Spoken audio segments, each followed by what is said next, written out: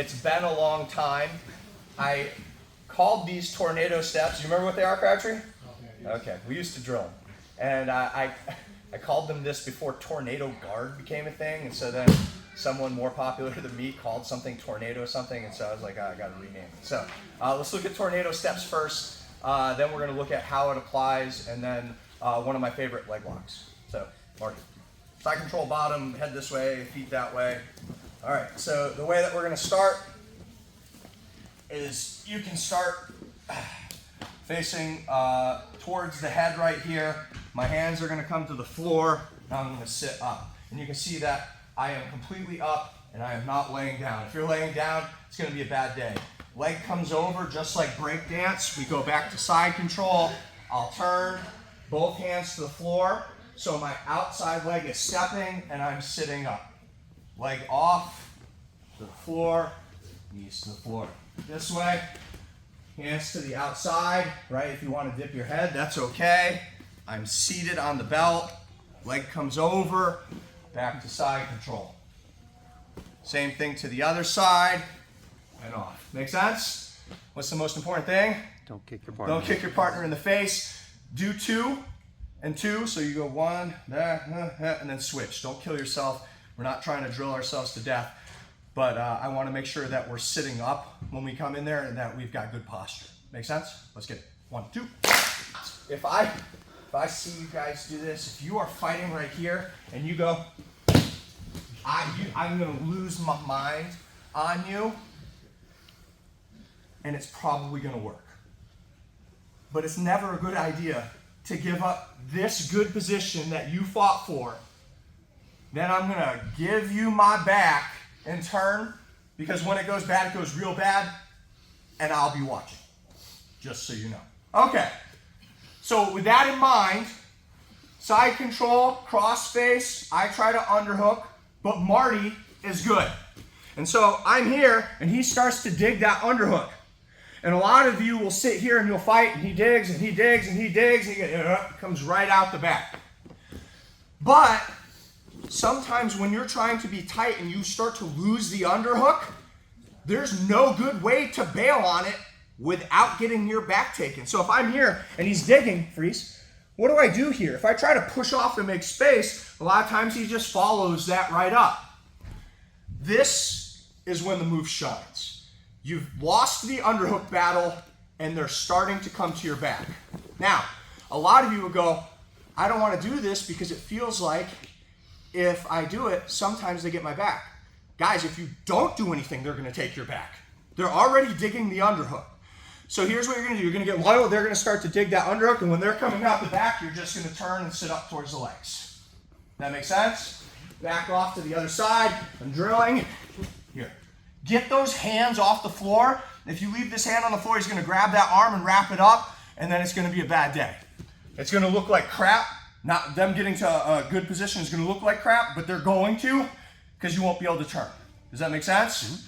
So again, I'm here, he's digging that underhook, and I push. Get those hands off the floor, off to the other side. I'm here, he's digging, here. Now, the good news is, there's no such thing as too late. You go slow so that I can go, go, go, go. Right? Like they can almost be all the way up and turtle. Here, come on up a little more, freeze. If they're there, we all acknowledge this is bad news, right? Sometimes you'll bail back into an okay position just simply because it's not a transition they're thinking about. Let's try it. 1, 2. It's the fruit of the forbidden tree. It will work the first time at least, right? And then after that, they'll time you, they'll grab your arms. If they get 4 fingers in the collar, it's a bad time. But if I need to tap somebody one time to feel good about myself, and obviously they're appropriate level, this is the move that I usually hit them with because they can't see what's going on. All right, so I'm here, he starts to dig, I sit up, and I come here. And everyone knows what I'm about to do here. I'm about to knee bar. And so what they do is when I come here, they cross right here. So now I'm still going to bring that leg right over, and then I'm going to fall to the side, and here's the calf crush. And I've gotten a lot of good people with this, guys.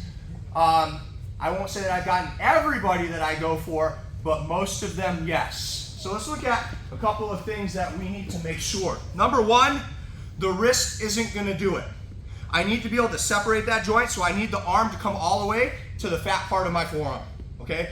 Wrist a lot of times won't give you the leverage either. So come through, that's what you're gonna be doing for the knee bar anyway.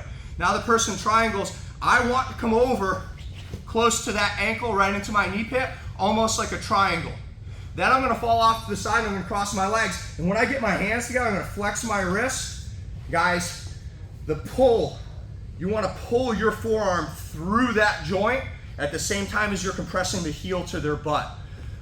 Very, very flexible people, you'll find will be difficult to submit, but that wrist control really plays a part of it. Right here, when you bring it in, it's the flat part, but when you start pulling and then you turn that, it's almost like putting the blade in an oyster and then shucking it.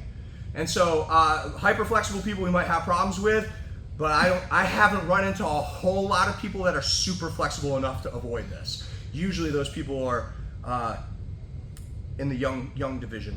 And when I mean young, where you wouldn't even be able to do this anyway.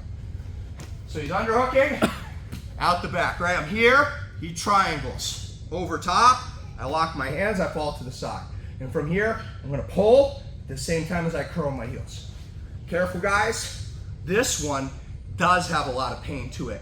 But on the other side of the pain, if you don't tap, it can blow up your knee. Just, it won't be a turning pressure, it'll be a separating pressure this way.